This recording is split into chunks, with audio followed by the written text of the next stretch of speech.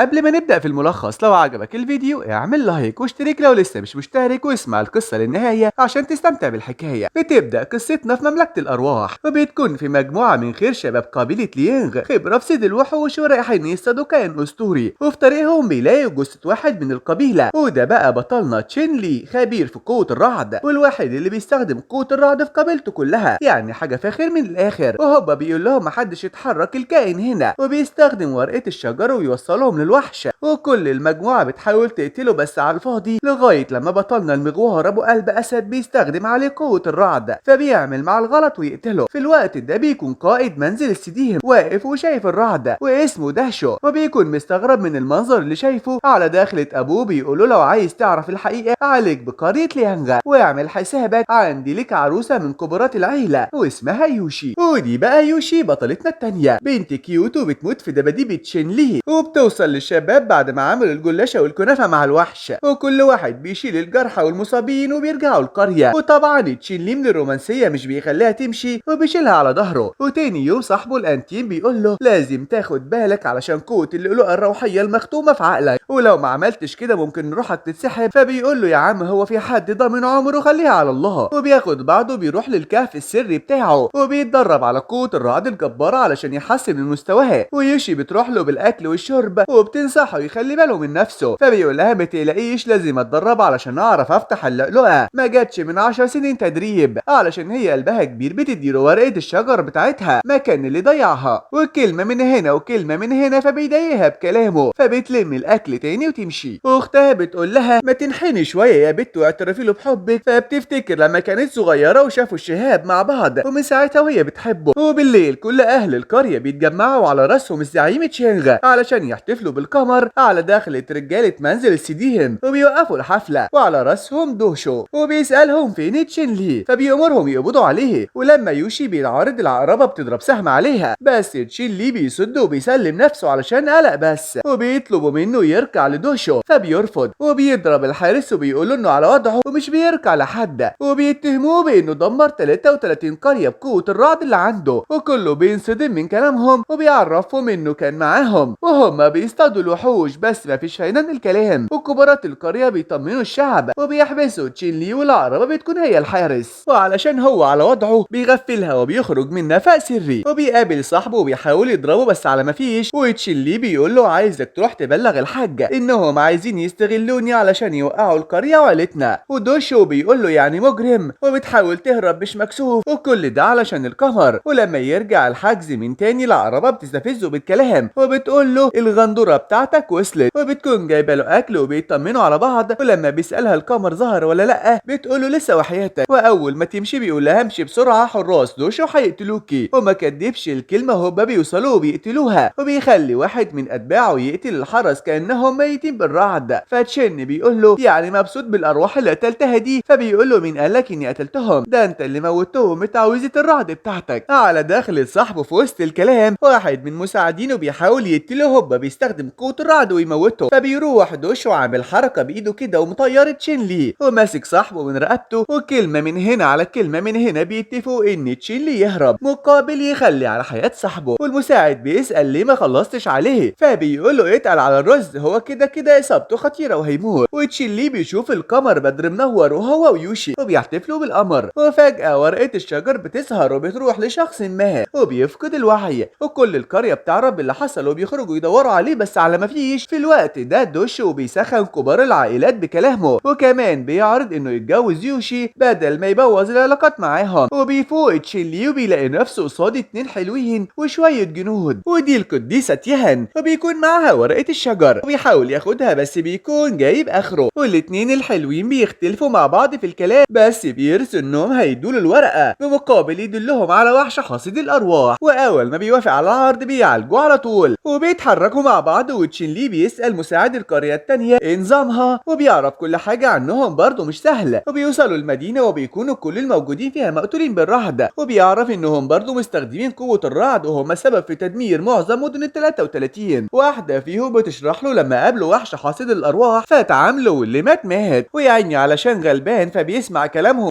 وكبارات العيلة بتكون مش عارفة تعمل ايه، وتشيلي والبنتين والجنود بيتحركوا لغاية لما بيوصلوا لبحيرة، وتشين بيحذرهم منها علشان السلحفة اللي فيها، والقديسة بتؤمر 3 جنود يتحركوا ويشوفوا كلامه صح ولا لأ. وأول ما بيدخلوا مجال السلحفة بتسحبهم لتحت في المية، فتشيلي بيفهمهم إنهم لازم يقلعوا الدروع الحديد علشان هي بتسحب المعادن، فالقديسة بتأمرهم إنهم يقلعوا الدروع، فبتستخدم قوتها وبترميهم، فبتتسحب كلها تحت المية عند السلحفة، وبيتحركوا كلهم مع بعض، والقديستين بيشدوا مع بعض، وتيام بتخطف السوار بتاع القديسة التانية وبترميه في المية. هوبا بتنط وراه وهي مصابة أصلا، وتشيلي بينط وراها وبينقذ حياتها وبيخرجها، وبيتحركوا ولا كأن في حاجة حصلت. في الوقت ده يوشي بتاخد بعضها وبتروح لدوتشاو وبتقوله إنها ولا بتحبه ولا بتطيقه، وإنها موافقة تتجوزه. فبيقول لها ومين قالك إني كمان بحبك أو بطيقك، جوازة مصلحة مش أكتر. وبتروح تفهم كبارات العيلة إنها موافقة على الجوازة. وبالليل تشينلي بيدخل على القديسة تيهان وبيفضلوا يتكلموا، وبتقول له بص بقى علشان ارتحت لك هقولك على كل حاجة تخصني، وإن بيت السديم ده أقل بيت في قارة تشيلان، وإنها والتانية من كبارات العيلة الفضية، وكل واحد متحكم 7 طوائف على دخلة القديسة التانية وبتحاول تقتل تيهان. فتشن بيصد الضربة وبيفهمها سوء التفاهم. وتاني يوم بيتحركوا على الجبل وهو بيشغل دماغه وبياخد المساعد وبيحاول يغفله ويقبض عليه، وبيدخلوا قارة مهجورة وبيقضوا عليه هو وصاحبه، وبينزلوا من على الجبل وبيفضل يقول لهم اهربوا. وحش الرعد مخيف، هوبا بيلاقوا صاحبه مرمي قدامه، والمساعد بيعرفهم كل حاجة عنه وانه بيشتغلهم. فبتتعصب القديسة وبتمسكه من زمارة رقبته، بس صاحبه بيقول لهم انا هوديكم لوادي الجليد سيبوه. وبيدخلوا الوادي وبيلاقوا عظم كتير لسه طازة، وفجأة بيظهر دخان وبيفصلهم عن بعض، وتشين بيفضل يلف حواليهم نفسه لغاية لما القديسة توصل له وبتوريه وحش الارواح، وبتديله خاتم علشان يحطه على منصة الاعدام، وبتدبسه تدبيس عنب. وهي بتحس بيه وبتدخله عالم الخيال وانه متجوز يوشي، بس القديسة بتفوقه وهوبا بيحط الخاتم على المنصة، والدنيا بتسخن والضرب بيشتغل، وتشين بيستخدم قوته والكهف ما بيستحملش وبينهار، وكله بيجري ما عدا هو وصاحبه. وفي الوقت ده يوشي بتروح مع الدو بيت السديم علشان الجوازة، وفي نفس الوقت زعيمة الشمال بتنقذ تشين وصاحبه وبتؤمر الذئاب يوصلوهم لقبيلة ليانجا. واول لما بيوصلوا بيلاقوا صاحبه التاني وفي وسط التلج، وبيعرف منه ان حبيبة قلبه راحت لبيت السديم، فبيقول لهم يلا بينا يا رجاله على بيت ننقذ الشيهاوة. وفي نص الجوازة بيوصل تشين وصاحبه لمنزل السديم، ولا هممهم جنود ولا حراس، وتشين بيدخل القاعة والرعد طالع من ايده، وهوبا دوتشاو بينط عليه وبيدور العركة وحركاته اكشن، وتشين بيقول له ان يوشي حب عمره، وبيطلع لهم قلادة تيهان وكلهم بيركعوا، وابو دوتشو بيضربه علشان قتل بيدو واتهم تشين، وبيفهمهم انه ازاي وصل لقلادة تيهان وانه قتل وحش حصيد الارواح. وبيمسك كبير منزل السديم وبيغسله بكلامه، ولما بيروح علشان ياخد يوشي بيلاقيها رافضة تروح معاه، ولما بيسألها مش عايزة تمشي ليه، فبيقول لها بعد ما امشي معاك انت مش هتتجوزني، وبتوري له الورقة اللي كانت معاه وبتفضل تديله على دماغه. وبالليل بيقعد لوحده وبيفتكر كلامها وتأنيبها ليه، ويوشي بتكلم صاحبه وانها عايزة تتكلم مع تشين، واول ما بيقعدوا مع بعض بتعتذر له وانها كانت عايزة تتجوز من منزل السديم علشان عيلة كبيرة وكده، وفي الاخر طلعت اي كلام وانها اسفة ليه. وتاني يوم بعد العلقة اللي خدها دوتشو من ابوه بيعرف تشين للمعلم بتاعهم علشان يحسن من قدرته، وابوه بيكون مبسوط منه ومن تصرفاته اللي بقت احسن. في الوقت ده تشين بيبقى مذهول من اللي شايفه من المعلم، وبيطلب منه يستخدم قوته على الاحجار ويقول له هو حس بايه، والمعلم بيبدا يشرح له القوه الروحيه وشويه حركات قرعه كده. وتاني يوم يوشي بتصحي تشين ليه وبتقول له الحق في مشكله حصلت، ولما بيروح معاها بيلاقوا افراد من منزل السديم مقتولين وبيكونوش عارفين ايه السبب، فصاحبه بيقترح عليه ممكن وحش حاسد الارواح، فبيرد عليه ويقول له لا القديسه قتلته. وكبارات عيله ليانج بيخمنوا ان عيله دو ممكن تكون السبب، واخت يوشي بعد ما هربت من قريتها بتوصل لمدينه وكل اللي فيها بيكونوا مستغربين من لبسها، فبتاخد بعضها وبتشتري هدوم زيهم بالظبط، وهي خارجه حرامي بيسرق الشنطه بتاعتها وبتجري وراه. وبالليل تشين بيقول لصاحبه انه حس ان في حاجه في القريه، وفعلا ما كدبش الكلمه وحش حاسد الارواح بيظهر وبيراقبهم. وتاني يوم صاحبه بيقول له بعد ما شربنا وجيت اروح صاحبنا التاني اتفاجئت انه كان نايم وهوبا واحده ظهرت على ظهره واختفت، فبياخد بعضه يروح له وبيبدا يحكي له انه قابل واحده غريبه ومن ساعتها ومش فاكر حاجه، وبيخرجوا يدوروا على اي حاجه غريبه في القريه بس على الفاضي، وبيبقوا محتارين يبلغوا زعيم القريه علشان محدش يخاف. ولما يرجع البيت بيلاقي يوشي مستنيه وبتتصرف بغرابة وبيقلق منها فبيبعدها عنه ويخرج. وتاني يوم لما بيروح يكلمها بتروق عليه بالكلام وبيحكي لصاحبه لو يوشي طلعت الوحش وبتتعامل بغرابة كده. وهما بيتكلموا بتلاقي القديسة في وشهم وتشن بيقولها ما تلاقيش القلادة في الحفظ والسهن. وبيفضلوا يتكلموا عن الوحش حاسد الأرواح وبتقوله إنها شاكة في يوشي تكون وحش ومتنكر فيها وبتخلي الفار يلعب في عبهم. فبياخد بعضه بيروح يشوف وبيتفاجئ من تصرفاتها الغريبة وبيرجع يحكي للقديسة وتزود الشكوك عليهم بنت القرعة. وبيتفقوا إنهم يشوفوا يوشي حقيقية ولا لأ وإنهم هيخلوا تشين يعترف بحبه ليها. في الأول بيكون متردد بس بياخد بعضه يروح لها ومن غير كلام بيحضنها وبيفضل يعترف لها بحاجات وإنه كان خايف عليها وكده يعني وعرض عليها الجواز. وأول لما بتحضنه بيعرف إنها الوحش حاسد الأرواح من المراية. ولما بيرجع يحكي لهم على كل حاجة والرعد بيطلع من إيده من كتر الغيظ. وتاني يوم بيقول لصاحبه ما تثقش في القديسة. ولما بيسيبه يوشي بتظهر له وبتقول إنها بتحبه وهو مش بتحب تشن وبتلعب بعقله بكلمتين العبط وبتغفله وبتفضل تحكي له إنها قتلت معظم عائلة السديم ليه وإنها شافت الجانب المظلم فيه. وتاني يوم بتبدأ مراسم الجواز وتشن بيستخدم الختم على الجوهرة وبيقول لهم إن يوشي وحش حاسد الأرواح. وفجأة بيحصل كوارث وحاجات غريبة وبتطلع القديسة هي الوحش وبنعرف إنها السبب اللي تشن يشوف يوشي الوحش. وبتبدأ المعركة وناس تموت وناس تحارب وضرب في كل حتة وبتوصل القديسة وبتدور العركة ما بينهم وحركات وأكشن وبتهرب الوحش بعد ما خلاص كانت هتتهزم وبيروحوا وراها. وتشن بيروح الكهف السري وبيخزن قوة الرعد والوحش بيكون طايح في جنود القديسة ومش عاتق حد لغاية لما بيوصل لتشن وبيستخدم كل القوة عليه وبتختفي من الرعد. وكان الرعد هيموته على دخل السحب وينقذه وكل أهل القرية بتعترف بإن تشن وصاحبه ماتوا. ويوشي بتوصل للكهف وبترجع بالزمن لورا وبتفتكر كل حاجة. والقديسة بتضرب دوتشاو علشان ما قالهاش إن قرية ليانغ ليها علاقة بملكة الشمال وإنها كانت عايزة تخلص من كل الموجودين في القرية. وصاحب تشن التاني بيروح الكهف وبيكون زعلان علشان صحابه ماتوا وفجأة بتظهر له الوحش حاسد الأرواح وبتضحك عليه بكلمتين وبتخليه يلبس ختم القوة الشريرة. وبياخد بعضه بيروح لشياو وبيفضل يتكلم معاها وإنه بيعتبرها صاحب صاحبه وبيفتكر كلامه ليها قبل كده. وفي الوقت ده بيفوق تشيلي وبيكونش واعي لنفسه. وتاني يوم أخت الشياو بتوصل بالسلامة للقرية ومعاها 2 من أصحابها وزعيم القبيلة بيتكلم مع شياو بيعرفها إنها لازم تروح الوادي علشان لو عندها حاجة تتعالج. وبالليل الاتنين اللي جايين من الوادي بيتكلموا مع بعض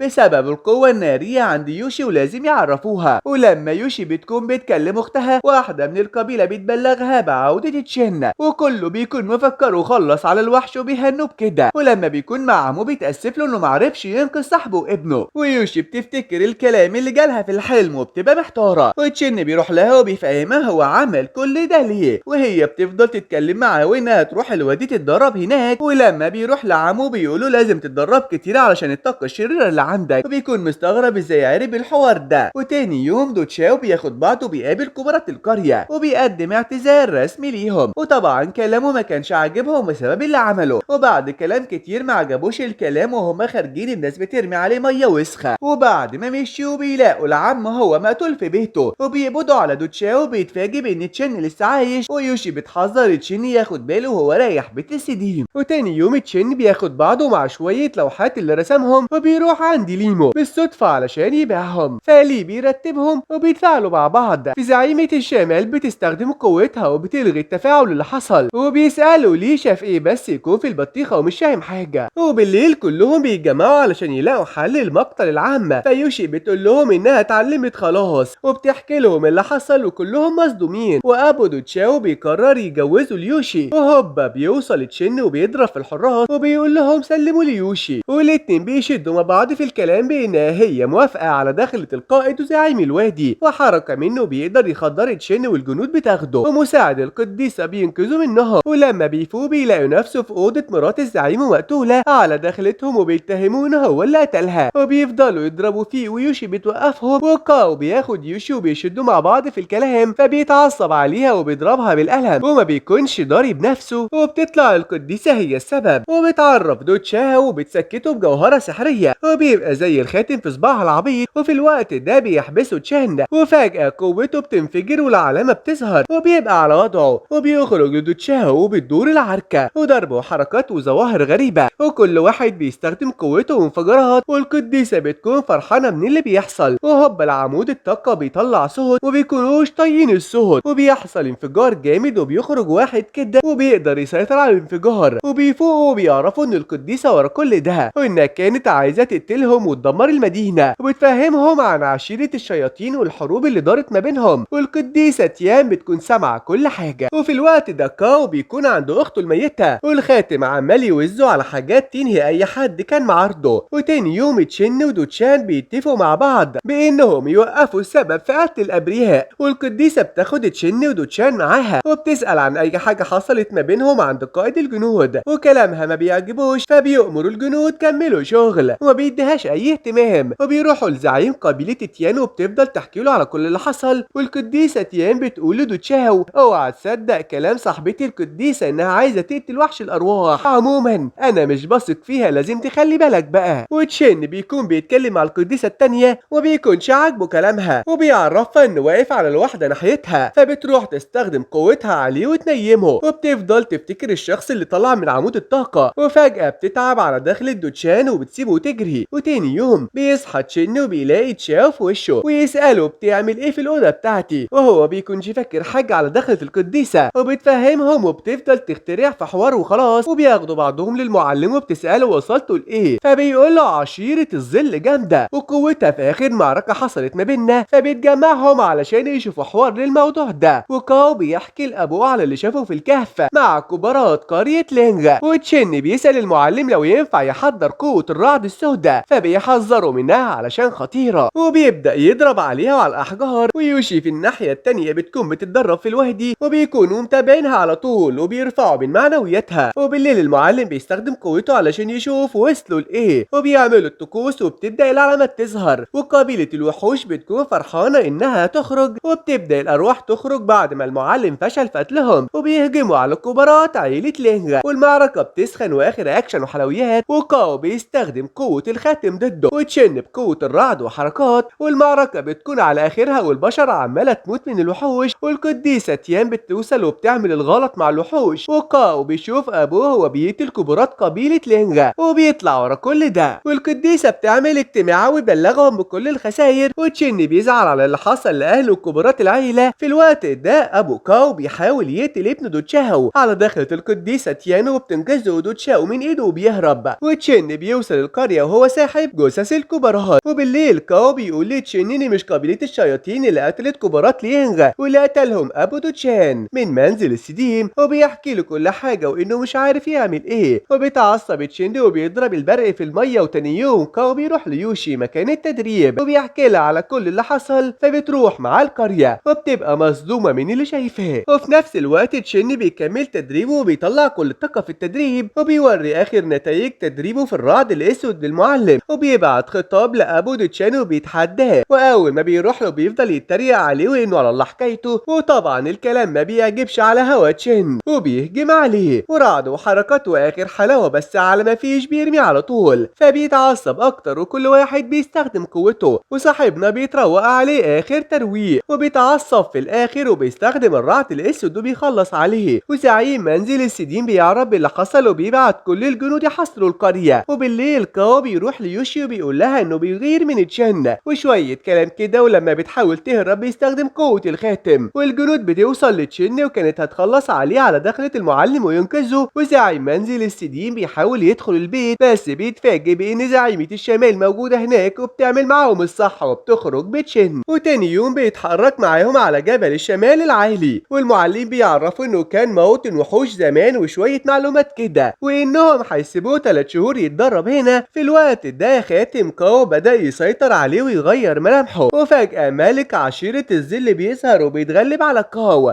وبيعرفه على نفسه ازاي وصل للخاتم ده. وبعد فترة اقل من المطلوبة لتشن بيقدر يخلص تدريبه وبيبقى على وضعه. وزعيمة الشمال بتفهمه معنى الصقيع البارد وبتديله كرة الجليد وبيعرفوه انهم عارفين جده. والقديسة بتروح تحكي كل حاجة لابوها على اللي حصل، والكلام ما بيعجبوش وبيكسر السوار بتاعها وبيرمي بقوته. وتشن بيتنكر وبينزل وسط افضل الاشخاص في كل عيلة علشان يستخدم قوته علشان يدافع عن الجنس البشري. وبيدخلوا جوه الجبل علشان يبدأوا الاختبارات، واول اختبار يعدوا من فوق خوازيق وقدرة الثبات، واللي يفشل يقع. وتشين بيدخل ولا همه وبينجح بمهارة كبيرة، ودوتشان بيكون شاكك فيه، واختبار ورا التاني وتشين بيعديهم بكل شقاوة. وبيوصل ليوشي وبيتكلم معاها علشان مقصر من ناحيتها، وهي بتقوله دايما كده اللي بيبقى عايش وصاحبه ميت، وبتديله ورقة وبتقوله ما تشوفهاش دلوقتي. وبيخلص معاها وبيكمل في مسيرته مع باقي التلاميذ وبيسجل اسمه. وتاني يوم بيحاولوا يقتلوا دوتشان وصاحبه في الاختبار، وده يضرب في ده وده يضرب في ده، وبيوصل لتشان ولسه كان هيعمل الغلط معاهم على دخلة القديسين وبيدوا على المعارضين. وبالليل دوتشاو بيقول له ليه انقذتني وابو خلاص على اهلك، فبيقول له دي حاجة ترجع لي لغاية لما اعرف الحقيقة. وتشين بيسأل صاحبهم فينغا هو ازاي اتحول لتعبان، فبيقول له من فترة في واحدة علمتني استخدم قوتي. ويوشي بتكمل تدريبها وبتفضل تشوف حاجات غريبة. وتاني يوم المعلم بيبدأ يشرح لهم انواع الروح في جبل البركان، وان قريب العالم السحري قرب يفتح، وانهم هم مطلوب منهم التدريب علشان يوقفوا الخطر ده. وفي يوم التدريب بيتفاجئ تشين بيوشي قصاده، وكل واحد لما يعدي من الحاجز القوة بيفتكر اكتر موقف محرج حصل له في حياته. وتشين بيشوف الزعيم وهو بيحارب الوحوش، وان القديسة حاولت تقتل يوشي بس هو هزمها، وبيستخدم قوته وكلهم بيخرجوا من الوهم، وكل واحد بيستخدم قوته وبيتحركوا من مكانهم، وبيلاقوا جماعة مقنعين في وشهم، ومن غير كلام بينزلوا ضرب بعض. واحد من الجنود بيستخدم قوته وبيقتل صاحبهم ويختفي، وبيتهموا تشين ان هو اللي قتله، بس القديسة وزميله بيخرجوا من الموقف. ويوشي بتقول لتشين انها كانت موافقة دوتشان يقتله بس فشل، وانها كانت محذرة قبل كده، فبيقول لها انه بيشوف حاجات غريبة وبسببها حياته متشقلبة. وبالليل كاو بيقابل زعيم طائفة الزلة وبيقول انه ناوي يقتل تشين ويسرق الكنز واي حاجة بيحبها، وبياخد بعضه وبيقابله في كهف البركان، وبيفضل يحرق في دمه بالكلام. فبيتعصب تشين وبيديله بالبوكس يطيره، بس كاو بيستخدم قوة الخاتم وبيشعله في الهواء، وبيقول المرة دي هعديها لك بس اعمل حسابك ان يوشي بتاعتي، وبيمشي. وبيروح يحكي كل اللي حصل ليوشي، وفوق كل ده بانه مطلوب للعدالة بسبب حاجة ما عملهاش. وفي الوقت ده كبارات منزل السديهم بيتناقشوا ازاي يخلوا مملكة تشي تسلم تشين ليهم. وتاني يوم تشين بيتدرب على عمود الطاقة وبيكون على وضعه، وكل اللي حواليه مذهولين من قوته. وزعيم منزل السديم بيبعتوا ناس يتكلموا مع حاكم شي، وفي وسط الكلام كوندي بيبلغ الحاكم باللي حصل عند الأعمدة. وأول ما بيروح ناحية الأعمدة بيتفاجئ بإن تشين عامل إبداع، والجنود أول ما بتشوفوا قائدهم بيأمرهم يقبضوا عليه، وهوبا ده بيضرب في ده والتاني بيصد الضربة، والدنيا بتسخن وبيخلصوا على قائد الحرس. وقبيلة الرمح الأحمر بتقبض على التلاميذ وبيفعلوا تعويذة الدم في المعبد. وزعيم الظل بيتجمع مع الزعماء علشان يقفوا قصاد قبيلة الرمح الأحمر. وتشين بيتفاجئ من اللي حصل بعد ما رجع على طبيعته لما فعل الأعمدة كلها، وبياخد بعضه وبيروح يشوف حل للموضوع ده. في الوقت ده جماعة الظل بتوصل وبتقتل حراس الرمح الأحمر، والدنيا بتسخن والعشائر الخمسة بيتحركوا. وجنود الظل أول ما بيدخلوا مكان التعويذة بيقتلوهم كلهم، وزعيمهم بيستخدم قوته وبيلغيها والجنود بتضرب في بعض. وتشين بيستخدم قوته وبيروق على أي حد بيهجم عليه. في الوقت ده زعيم الظل بيقابل القديسة ودوتشان، وبتدور العركة ما بينهم وحركات، بس بياخد على عينه في الآخر وبينهزم على إيديهم. في نفس الوقت يوشي بيتغفل كاو وبتغزه بالسكينة، بس هو شرير مش سهل بيقتل صاحبتها بقوته. وبيوصل لتشين وكل واحد بيستخدم قوته وبتساعده القديسة، وبيتغلبوا عليه وبياخدوا الخاتم منه وبيحققوا معاه، بس هو في البطيخة خالص صاحبتها ما بتكونش ماتت وبتحكي لهم على اللي حصل. في الوقت ده دوتشان بيبلغ حاكم الجبل بان كل حاجة تحت المسطرة دي سيطرة، وبيرمي قصاد جنوده زي الكلب. وتاني يوم زعماء الطوائف كلهم بيتجمعوا بعضهم وبيروحوا على الجبل وبيطلبوا من الحاكم تسليم تشين، وبيفضل يتكلم مع دوتشان ومع تشين بانه مستقبل المملكة والجبل، وكلمة من هنا وكلمة من هنا بيأمروا الحراس يقبضوا على تشين، وكل ده بيكون ورا دوتشان بانهم يسلموه. ولسه الدنيا تسخن بره بيخرجوا المعلم ويحاولوا يتفقوا معاهم، واول ما بيدخل جوه الجبل بيظهر تشين قصاد الزعماء، وهوبا بيكون محرر زعيم طائفة الرمح وقابض على كل زعماء التانيين، وبيقف قصاد الزعيم وبيفهموا الدنيا ماشية ازاي. وبالليل بيروحوا له الزعماء وبيطلبوا منهم انهم ينسحبوا، وفجأة بيظهر اسطول كامل فوقهم وبيكون تبع معبد باجي، وبيقول لهم قدامكم للفجر تفضوا الحوار ده، ولو ما حصلش هنحارب. وبيروح تشين للحاكم وبيقول له احنا قدهم، والحاكم بياخد قرار نهائي انهم يحاربوا وانهم يبعتوا للحلفاء باللي بيحصل هناك، والحاكم بيسلم منصبه لتشين ليكون الحاكم المملكة تشين والجبل، وجده بيقترح عليهم انهم يستخدموا الاعمدة ضد اي حد يقرب لهم. في الوقت ده كل واحد بيتدرب على قوته وبيجهز نفسه، وفجأة واحد بيظهر في بيت المعلم تشين وبيضرب مراته علقة موت على وصول تشين وبيعمل معاه الغلط وبيفجر الرعد فيه، وبتموت مرات المعلم بعد العلقة اللي خدتها.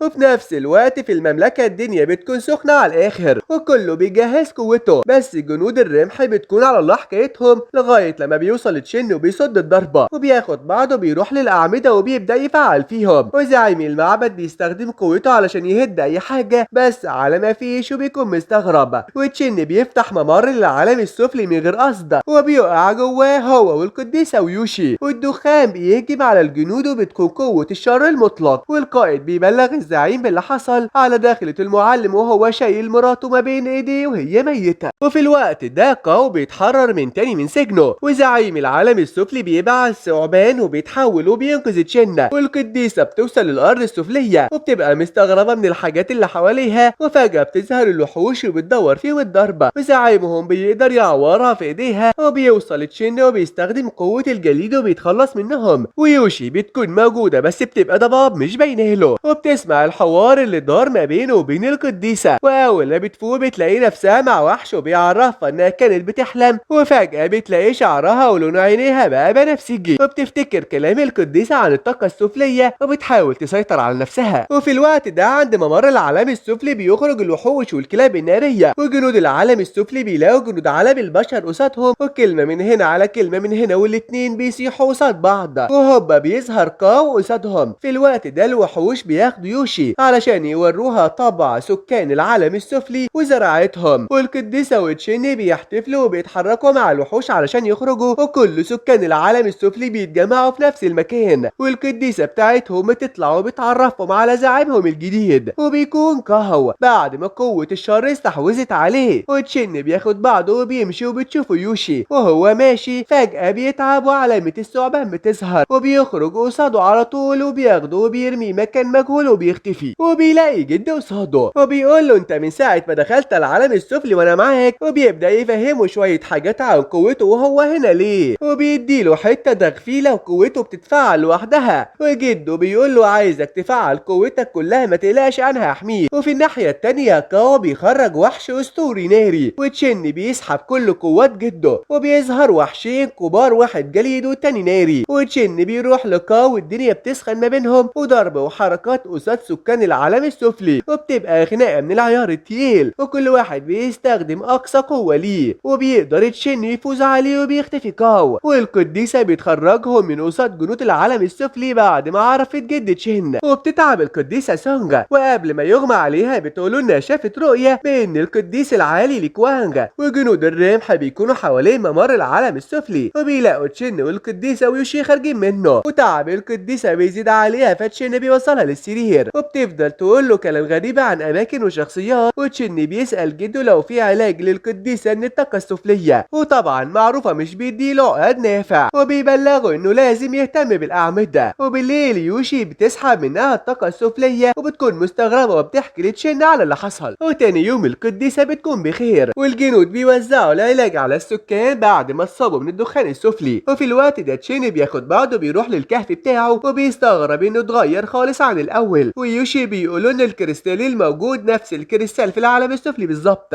وبيكون عايز يدمرها بس القديسة بتقول له بلاش. وفجأة تشين بيروح ناحية خاتم موجود في الحيطة وبيتعب فجأة بسببه، والرمز بيفضل يتكلم معاه على خريطة من العالم السفلي وبيحكي لهم على اللي سمعه، ويوشي بيتقرب من الرمز فبيتفاعل معاه على طول وبيظهر الكتاب، والقديسة بتغفلهم وبتاخد منهم الكتاب وبتقول لهم ان يوشي كده رسمي نظمي ملكة العالم السفلي، وبتقدر توقع تشين في يوشي وانها كانت متابعة كل التغيرات عليها، ويوشي بتشرح له كل حاجة وبيتحركوا لأرض المعركة، وتشين بيستخدم قوته وبيسحب كل الأعمدة في الخاتم وبينزلوا من على المركب، وبيقول لزعيم المملكة ان الأعمدة دي ما تخصهمش وان لو في حد معارض يوريني شطارته، وبيعرف منهم ان مرات المعلم اتقتلت والقديسة بتسلم الكتاب لأبوها زعيم الجبل بهجي، وبيقول لها اعملي حسابك احتمال الجنس البشري يحارب العالم السفلي السفلي. وفي الوقت ده تشين بيطمن يوشي لو الدنيا جت عالية هو قدها، ولما بتكون لوحدها بتفتكر كلام صاحبتها الوحشة بان العالم السفلي مش اشرار قوي يعني، وبتاخد الخاتم وبتلم كل التعويذات اللي كان المعلم عامل لها، وهي خارجة بتقابلهم وبتعرف انها واقعة في الفخة وان كل التعويذات طلعت في شنكة، وبيفضلوا يتكلموا مع بعض مين الشرير ومين الطيب. وهوبا القديسة بتضرب عليهم برقة، وتشين بيروق على القائد وبيحاول يحرر يوشي من سجن القديسة، وبياخد يوشي وبيهرب قبل ما القائد يضربهم بالرمحة. وتشين بيتفاجئ بلونها البنفسجي، بس هي بتطمن قلبه وعقله وبتفهمه للمرة المليون، وتشين بيستخدم قوته ويخرج سلحفاة يتحركوا بيها، والقديسة بتبلغ ابوها على فشلها. وفي الوقت ده قديسة الوحوش بتروح لهم ارض المعركة، وبتعرف القادة بان في واحد بدماء ملكية لسه عايش، وبتخرج وحوش من الممر السفلي علشان الحرب على الابواب من الطرفين، والضرب ما بين الجنس البشري والشياطين بيبدأ، ومعركة من النوع الفاخر. في الوقت ده بيكون فتيات الوادي راحوا لبيت يوشي وقتلوا امها على دخلتهم هي وتشين، فبتتعصب وعينها بتقلب، وعينك ما تشوف الا قوة جبارة من العيار التقيل من يوشي، وبتجيب عليها وطيها وبتقتل الشخص اللي كان سبب في موت امها، وبتسحب الكتاب من القديسة. وجدها بيفهمها ان من 10,000 سنة كانوا عايشين في سلام، بس بعد الحرب الدنيا اتغيرت وناس كتير اتقتلت من غير سبب، وكل اللي تحت الارض كانوا بشر عاديين لغاية ما شكلهم اتغير بسبب اشعة الشمس، وجنود العالم السفلي بيسخنوا وهتك يا ضرب والدنيا بتسخن. والقديسة بتحاول تغفل تشين، بس على مين؟ ده معلم كبير ويقبض عليها، وبيتحرك مع قائد الوحوش ويطلع كل ده علشان تنقذهم من ابوها وعمها. والقديسة الوحوش بترحب بيوشي بانها اميرة العالم السفلي وبتديهم كلمة تحفيز، وتشين بيطلب منهم السماح علشان قتل ناس كتير من جنسهم، والدنيا بتبقى سمنة على العسل. وفي الوقت ده حاكم مملكة تشي بيقول لمساعده انه كان مفكر تشين الوريث طلع خاين، ويوشي طلعت اميرة العالم السفلي وحاجة اخر خزوقة. وبالليل تشين بيروح لهم الاجتماع وبيتكلم معاه على الصلح، وان في كائنات كتير خارج قارة تشيلان عايشين عادي مع البشر، ويا ريت تراجعوا نفسكم وبلاش حرب. وبيمشي. وتاني يوم تشين بيشوف يوشي وهي عمالة تسحب في الدخان الاسمر، وهي اول ما بتشوفه بتلاقي نفسها في مكان غريب، وطفلين واحد بيستخدم قوة الرعد والتاني بنوتة وبتهديه. وبتسأل تشين عن الحلم وهو بيكون مستغرب انها شافت الحلم بتاعه، وبيفضلوا يتكلموا مع بعض على دخلة القديسة، وبتقول له زعيم الرعد مات ايام الحرب وانها كانت غلطانة فيه مش اكتر. وقائد الوحوش بيبلغهم بان رجالة تيان مستنيينها بره، وبيكون دوتشان هو اللي عايزها. وبعد ما خلصت معاه تشين بيقول لها انها لازم تخلي بالها من نفسها، فبتدخل في عقله وبتشوف اللؤلؤة الروحانية وبتلاقي اشخاص كتير حوالينها. وفجأة واحد بيستخدم قوته وبيخرجها، وبتقول انه في 4 اشخاص حاميين اللؤلؤة، وفي واحد منهم شبه الدوتشان. وتاني يوم وهما بيتكلموا مع ابو القديسة فجأة عمها بيهجم مكان الممر السري وبيرمي قنابل عليهم وبيحاولوا يغفلوهم، بس القديسة بتدافع عنهم، والدنيا بتسخن وسحر ومفرقعات، وبيقتلوا عدد كبير من سكان العالم السفلي. وبيبقى حاكم مملكة شي فرحان من اللي حصل، وتشين بيتعصب من اللي حصل وبيستخدم قوته في الجليد. في الوقت ده دوتشان بيحاول يخلص على عم القديسة، وبنعرف ان المعلم اتفق معاه وفهمه كل حاجة عن البتنجان ده، وشربوا حاجة اصفرة، والمعلم بياخد حقه بسبب موت مراته وبيخليه يتأسف له بطريقتهم. والزعيم بيسحب قوة من زرعة اللوتس، والمعلم بيحذر دوتشان منه من القديسة. وفي الوقت ده دوتشان بيفضل يسمع اصوات، وفجأة بتظهر علامة الثعبان وبيخرج منه، وتشين بيسأله هو بقى مين وتبع ايه، فبيقول له ان اسمه مانغ وونغ من عشيرة قديمة اكلة البشر، وبسبب شخص قوي خلص على عشيرتي كلها وجمدهم، وان كل قارة ناوية تقتله، وانه لازم يعمل صفقة معاه لصالحه ولصالحها، ولو ما عملش كده باقي عشيرته المتجمدين هيتحرروا وياكلوا البشر. وهوبا هو بيسخن وبيقول لهم طالما قارة تشيلان عايزة تقتلني ما بدهاش، وبيستخدم قوته ضد القديسة والجنود اللي معاها. حتى حبيبة قلبه العبيط بيسخن عليها، وبتوصل القديسة وبتهديه في اخر لحظة. وجيش المماليك ال5 بيكونوا في الطريق، وتشين بيرجع لطبيعته من تاني وبيلاقي الجيش فوق منه، وبيبدأ يهجم عليهم. تتصاب يوشي فبيتعصب وبيستخدم قوة الجليد وبيحرر الوحوش المتجمدة. ومعلم تشين بيوصل في اخر لحظة بيوقف الحرب قبل ما تخرب. وبالليل بيروحوا الكهف، وبيعرف ان يوشي هترجع للعالم السفلي، وبيفضلوا يحبوا بعض والكلام من اللي قلبك يحبه، وبيبقى متأثر من اللي بيحصل. وابو القديسة بيديها كلمتين في العضل بسبب اللي عملته قصاده، والمعلم المعلم بيفتح بوابة من الجليد وكل واحد بيرجع مكانه، ويوشي بتفتكر اللي حصل والطفلين برضه، وبتبقى حزينة علشان مش هي الطفلة اللي بتهدد تشين من صغرهم. والمعلم بيعرف اللي معاه على القارات اللي قداميهم، وبيتحركوا بالسلحفة والمركب الطائر، وبيوصلوا للمدينة اللي فيها أحد القارات، وبيكونوا مفكرين سكانها عيال صغيرة، فبيعرفوهم إنهم كبار في السن وعشيرتهم كده كلهم، وبيوروهم الناس والسوق. وبعد الجولة بيروحوا على الغابة وبيستخدموا قوتهم علشان يوصلوهم للحاجة اللي تخصهم، وبيتفاجئوا بإنهم صغار العشيرة ضحكوا عليهم. وبالليل يوشي بتبقى على وضعها بقوتها الجديدة وبتستخدمها قصاد شعبها، وبيفرحوا بالتقدم ده. وتاني يوم الحاجز بيقرب يفتح علشان يرجعوا من تاني للعالم بتاعهم، والناس بتبدأ تعدي من الحاجز. وفي الوقت ده الناس بتفضل تضرب في بعض علشان يوصلوا لأحجار القوة، فالقديسة بتستخدم قوتها وبتاخد أول حجر، والخونة بيقبضوا على باقي أصحابهم، ويانغ بيتحول لثعبان وبينقذهم، والقديسة بتفضل تهرب من الخونة لغاية لما تقابل تشين الحقيقي وتديله حجر الطاقة، وبيقول لها ده مزيف خلي بالك. وبيوصل أبو المفرقعات ليهم، وتشين بيحاول يشغل دماغه عليه، وكلمة من هنا على كلمة من هنا بيرمي له الحجر المزيف ويهرب منه. وتاني يوم يوشي بتروح مع أختها القرية، وأختها ما بتكونش فاكرة حاجة خالص عن أهلها وعن القرية، وبيدخلوا البيت وبيلاقوا أبوهم هناك، وأول ما بيشوفها بيقول لها أصعب حاجة في الدنيا بعد الموت إنك تشوفي ناس عزيزة عليكي وبيختفي. وفي الوقت ده بيكون تشين والمجموعة اللي معاه بيتحركوا جوه المدينة، وبيفضلوا يتكلموا مع بعض بسبب اختفاء القتلة. وفجأة بتظهر عاصفة رملية وبتدخل فيها يوشي واللي معاها، وتشين أول ما بيدخل من الباب اللي قصاده بيلاقي نفسه مع يوشي في نفس المكان، وبيشوفوا ناس كبيرة قاعدة، واحد بيعرفوا إنهم زعماء الممالك السبعة. وهوبا يوشي وتشين بيقبضوا عليه علشان محدش يعرف المعلومات دي، وتشين بيعرفوا إنه عارف حقيقة من زمان. وبتوصل مجموعة من الخونة وبتدور العركة ما بينهم وضرب وحركات، وتشين بيروق عليهم بالرعد وحاجة آخر شياكة. والقديسة تيان بتكون مش في وعيها وعمالة تحارب ضد أصحابها، فبيروح بطلنا مخرج الحجر ومخلص المهزلة دي كلها، وبيخرجوا من الصحراء وبيلاقوا القائد بياضة قصادهم، وبيقول لهم لو عايزين الحجر اللي معايا لازم تيجوا معايا. ولما بيروحوا عنده بيفضلوا يتكلموا، وتشيني ما بيعجبوش الكلام وبيتخانق معاه، بس المعلم بياضة بيكون على وضعه وبيتغلب عليه. وتشين بيقول ليوشي انه خايف لا يكون بجد اختها تكون ناسية كل حاجة، فبتطمنه وبتقول له خير خير. وتاني يوم ليوان بيتكلم مع اخت يوشي وبيفضل يقنعها وانها ناسية كل حاجة وانه حبيبها وشوية حركات كده، فبتاخد بعضها وبتحضن يوشي وبتقول لها انها افتكرت كل حاجة. وبالليل الجنية جيهان بتظهر للقديسة، واول ما بتتكلم معاها بتدخل في جسمها وبتفضل تفتكر كل حاجة مرت بيها. وفي الوقت ده تشين ودوتشان بيكونوا سهرانين مع بعض، وكل واحد بيحكي للتاني عن همه. ولما تشين بينام الجنية جيهان بتستخدم قوتها وبتسحب قوة الأعمدة من الختم بتاعه. وتاني يوم بيتجمعوا، وتشين بيقول لهم من ساعة ما خرجنا من مقبرة السحرة في خطر على حياتنا هنا لازم نتصرف. وبيفضلوا يتكلموا مع بعض لغاية لما بيوصلوا لحل مقنع. بعد ما يوشي قالت لهم هوصل لرجالتي بطريقتي، وبتروح الغابة وبتقبض على الأقزام اللي كانوا ضاحكين عليها قبل كده، والرجالة بيقدروا يغفلوا بياضة ويخرجوا من البوابة، بس بيتفاجئوا انهم بقوا في وسط قاعة والجنود محاوطينهم. فبتروح القديسة تيان مدية الحجر ليوشي، وبياضة بينزل لهم وبيحاول يوقعهم في بعض، ولو ما سمعوش كلامه هيأمروا القوات تقتلهم. ولسه تشين هيستخدم الخاتم يلاقيه مش شغال، ويوشي علشان تحل الموضوع بتفعل الحجر. واحدة بتظهر وبتفضل تشرح لهم عالم الأرواح وإنهم عايشين في سلام، وبتتكلم عن الملك وجندي المختار ما بينهم، وإنه من زمان قتل أعز ما يملك، والخلاف اللي ما بينه وبين يوشي زمان. فالقديسة بتستخدم قوتها وبتوقف المنظر. ولما بيقعدوا مع بعض تشين بيقول لهم إنه سمع إن الأشخاص اللي شافوهم هم نفسهم، ويوشي مركزة في كلامه خالص. والقديسة تيان بتقول لهم طب ما نسأل الأقزام، فبترد عليهم يوشي وتقول لهم إن محدش يشيل هم علشان أنا سألتهم بنفسي. وتاني يوم يوشي وتشين بيحرروا الأقزام علشان يسألوهم وبيدوهم أحجار قوة. في الوقت ده دوتشان بيقابل القديسة في الغابة، وطبعا القديسة مش سهلة، بتفضل تلعب على الوتر الحساس وبتفضل تتكلم عن العشائر والقوة السحرية، وبتوري له بالدليل القاطع زعماء السحر وقوتهم. ودوتشان بيعرف إن هي اللي خربت الأعمدة من تشين. وفي المدينة بينتشر مرض السحر الأخضر على السكان، وبيضة بيجمعهم كلهم وبيعرفهم. وتاني يوم تشين بيعرف دوتشان إنه أحد الأسلاف الروحية الأربعة، فبياخد بعضه وبيفضل يسحب من قوة السحر الأخضر وهو متعصب. وفي الوقت ده بيعرف تشين بإنه خسر كل حاجة، ويوشي بيطمنه إنها هتفضل جنبه على طول، هو ده الحب ولا بلاش. وبيفضلوا يفتكروا اللحظات الحلوة في الزمان جيان، وبيتفق معاها بانها تجمع كل الاسلحة الروحية، وساعتها لعنته هتنشال، وبيوعدوا بعض بالحب على طول. في الوقت ده دوتشان بيكون اتغير خالص، وبيكون مجمع كل اتباعه من السحرة السود، وبيوزع قوة السحر الاخضر عليهم، ومش ناوي على خير خالص. والاقزام بتكون بتساعده، وتاني يوم بياخد بعضه بيروح القرية اللي بيكون فيها تشين، وبيفضل يتكلم معاها وبيفكروا بايام الحرب زمان والقوة الخارقة. وطبعا يوشي بتقول له ما تعملش نفسك بتاع، وبعدين اكيد مش انت السلاح الخنجري السحري. وبنشوف نبذة عن الخنجر وتصنيعه من النهر، وبيفضل ده يقول لهم ان ده ورثه وهو ليه الاولوية. وهوبا الدنيا بتسخن علشان يحمي الاقزام بيبعدهم عنهم، وبتدور العركة ما بين دوتشان وتشين ورعد وحركات من السحر الفاخر، كلمة من هنا على كلمة من هنا. دوتشان بيفعل النطاق الاخضر وبيدخلهم مقبرة الصحراء، وبيشوفوا جماعة هناك من 10,000 سنة. يوشي ودوتشان وتشين بيتحالفوا ضدهم، وسحر وحركات وشقلباظات. وزعيم القبيلة بيقول لهم محدش هيخرج من هنا، بس على مين؟ يوشي بتستخدم قوتها وبتقابل الجنية جيان، وبتفضل تتكلم معاها علشان توصل لحل. واصحابنا مقضينها ضرب في الجنود وبيحموها، وبيتحدوا بالقوة السحرية بس بيتروق عليهم. وتشين بيقول لدوتشان انه هيهرب بحياته ويروح لهم، وبيفضل ياخد على عينه لغاية ما يتعصب دوتشان ويخرج كل قوته ويلبس اللبس الذهبي. وبتقدر يوشي تقنع الجنية جيان تخرجهم من مجالها، ودوتشان بيستخدم سيفه وبيخلص على الجنود، والجنية جيان بتروح له جري بس بيعملها عادي. فبتروح تحكي له هي عملت ايه لما كان في الكهف الاخضر، فبيتعصب عليها وبيضربها بقوته، وبتقول له طالما مش عايز تعيش معايا لازم نموت مع بعض. وكل واحد بيفعل قوته، واخر سحر وشعوذة ومن قوتهم بيخرجوا من عالم الجليد، والقديسة بتقتل نفسها بسيفه، والخنجر بيرجع تاني ليه وبيكون ماشي. يوشي بتستخدم قوتها وتوقفه، وبيستخدم قوته عليها وكان هيخلص عليها، وبيفضل يضرب فيها ويطيرها في الهواء، وتفضل تفتكر كل حاجة كانت ما بينهم، وهوبا بتستخدم قوتها وبتعمل معاها الغلط، وبيدخلوا مجال السماء، وبتتعب فجأة، وهوبا بيحن ليها على طول وبيجري ناحيتها وبيتأسف لها، وتقول له عايزاك تعمل الصح مش اكتر، بلاش نيتك الشر دي. وبيشيلها وبيوديها مقبرة الصحراء، وبيخلي الاقزام تكمل الباقي في دفنها، وبيرجع كل واحد مكانه، وبيبقى تشين وحداني. وبكده تكون قصتنا خلصت، والاسلحة الاربعة رجعت لمكانها من تاني. لو عجبك الفيديو ما تنساش اللايك والاشتراك في القناة. مع السلامة.